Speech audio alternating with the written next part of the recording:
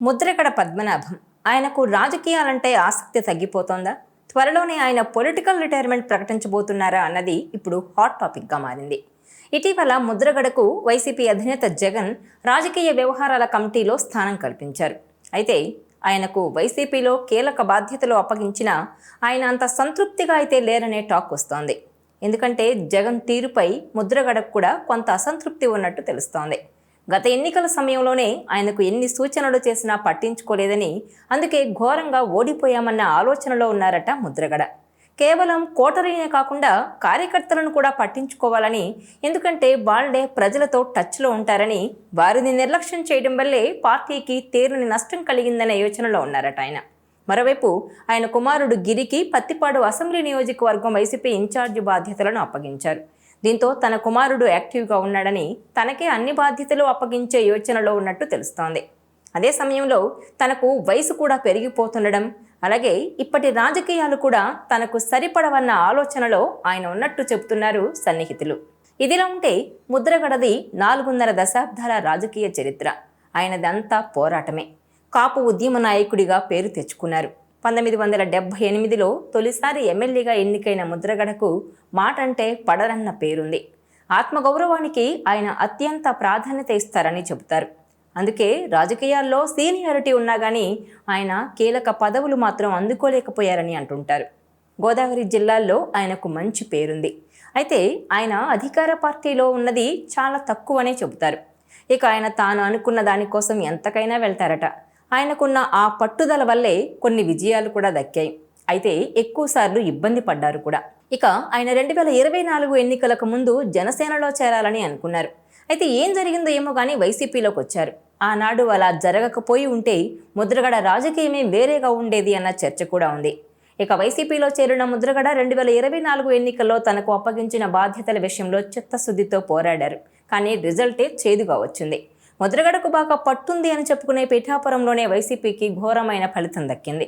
పిఠాపురంలో పవన్ కళ్యాణ్ గెలిచిన తర్వాత తన పేరును ముద్రగడ పద్మనాభరెడ్డిగా మార్చుకున్నారాయన. గత ఎన్నికలకు ముందు పిఠాపురంలో పవన్ను ఓడిస్తానని శపథం చేసిన ఆయన ఆ మాట ప్రకారం పేరును తాను పద్మనాభరెడ్డి అని గెజిట్ నోటిఫికేషన్ ద్వారా ప్రకటించుకున్నారు. ఎవరు ఆయన్ను పద్మనాభం అని పిలిచినా ఆయన మాత్రం తన లెటర్ ప్యాడ్ మీద కానీ తన సంతకం కానీ పద్మనాభరెడ్డిగానే పేర్కొంటూ ఉంటారు.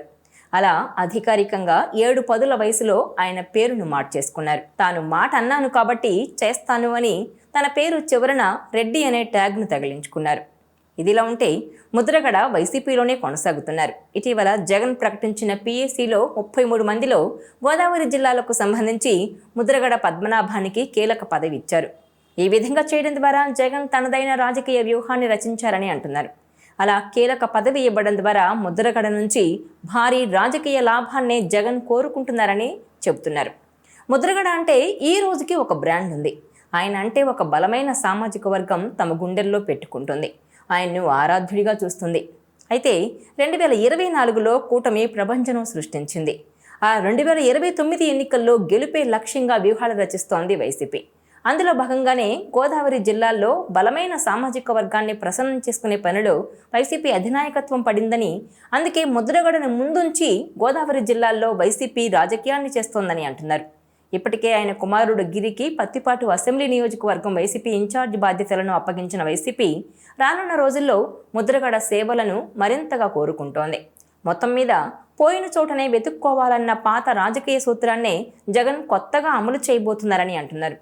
ఇదిలా ఉంటే స్థానిక కాపు సామాజిక వర్గం, అలాగే ప్రజలు, ఆయన అనుచరులు మాత్రం ముద్రగడ పేరు చివరన రెడ్డి అన్న ట్యాగ్ తగిలించుకోవడాన్ని మాత్రం సహించలేకపోతున్నారట.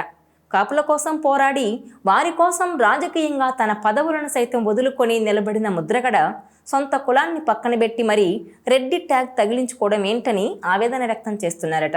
ఏదో ఆవేశంలో ఆయన ఎన్నికల ఫలితాలు వచ్చిన తర్వాత పేరు మార్చుకున్నారు. ఈ 10 నెలల కాలంలో కూడా ఇదే విధంగా వ్యవహరించడం ఆయన తీరులో మార్పు రాలేదనడానికి నిదర్శనమని అంటున్నారు. దీంతో పెద్ద ఆయన ఇక ఆ ట్యాగ్తోనే జీవితాంతం ఉంటారా అని అంతా అనుకుంటున్నారట. అయితే గత ఎన్నికల సమయంలో వైసీపీకి కాపు సామాజిక వర్గం ఓట్లు మలపాలని విఫలయత్నం చేసిన ముద్రగడ కూడా ఇప్పటి వరకు సైలెంట్గానే ఉన్నారు. ఈ నేపథ్యంలోనే ముద్రగడ కూడా ఏమైనా మనసు మార్చుకుంటారేమో అనుకున్నట్టు ఉన్నారని, అందుకే వైసీపీ పొలిటికల్ అడ్వైజరీ కమిటీలో ముద్రగడకు స్థానం కల్పించారన్న అభిప్రాయం వ్యక్తమవుతోంది. అయితే ముద్రగడ సూచనలను అసలు పీఏసీ పరిగణలోకి తీసుకుంటుందా అన్న అనుమానాలు కూడా వ్యక్తమవుతున్నాయి. ఎందుకంటే వైసీపీకి సకల శాఖాధిపతి సజ్జల ఉండగా జగన్ మరొకరికి ప్రాధాన్యత ఇవ్వరని అంటున్నారు. ఇక ముద్రగడ ఆవేశంతో తన పేరును పద్మనాభరెడ్డిగా మార్చుకుంటూ తీసుకున్న నిర్ణయంతో బలమైన తన సామాజిక వర్గానికి అసంతృప్తిని కలిగించారన్న అభిప్రాయం వ్యక్తమవుతోంది. ఈ నేపథ్యంలో 2029 ఎన్నికల్లో వైసీపీ గెలుపు ఖాయమని చెబుతున్న ముద్రగడకు తన సామాజిక వర్గం మద్దతు లభిస్తుందా? తన పేరును వదిలేసి చివరన రెడ్డి అన్న ట్యాగ్ తగిలించుకున్నందుకు ఇప్పటికే అసంతృప్తితో ఉన్న వారంతా ఆయన్ను వ్యతిరేకించే అవకాశం లేదా అన్నది ఇప్పుడు హాట్ టాపిక్గా మారింది. మరోవైపు డిప్యూటీ సీఎం పవన్ కళ్యాణ్ ముద్రగడ సామాజిక వర్గానికి చెందినవారే. ఆ సామాజిక వర్గం నుంచి ఇప్పటి వరకు ఎవరూ సీఎం కాలేదు.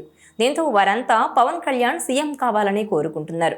ఈ నేపథ్యంలో మరి ముద్రగడకు గోదావరి జిల్లాలోని కాపు సామాజిక వర్గం మద్దతు ఉంటుందా అన్నది చర్చగా ఉంది. మరోవైపు 7-10 వయసుకొచ్చిన ముద్రగడ రాజకీయాలపై అంత ఆసక్తిగా కూడా లేరన్న టాక్ ఉంది. ఇటు అధినేత జగన్ ఎవరి మాట వినరని, అలాగే తనను కలిసే అవకాశం కూడా ఇవ్వరని ఆ పార్టీ కార్యకర్తలే అంటుంటారు. ఇక గత ఎన్నికల సమయంలో తాను చెప్పినా పట్టించుకోలేదని ముద్రగడ కూడా ఆయన తీరు పట్ల కొంత అసంతృప్తిగానే ఉన్నట్టు తెలుస్తోంది. మరోవైపు కుమారుడు రాజకీయాల్లో యాక్టివ్గా ఉండడంతో ఇక తాను పొలిటికల్ రిటైర్మెంట్ తీసుకోవాలనే అభిప్రాయంతో ఉన్నట్టు సన్నిహిత వర్గాలు చెప్తున్నాయి. చూడాలి మరి ముద్రగడ ఏం చేస్తారనేది. ఈ వీడియో మీకు నచ్చినట్లయితే please share, like and subscribe R24 Telugu.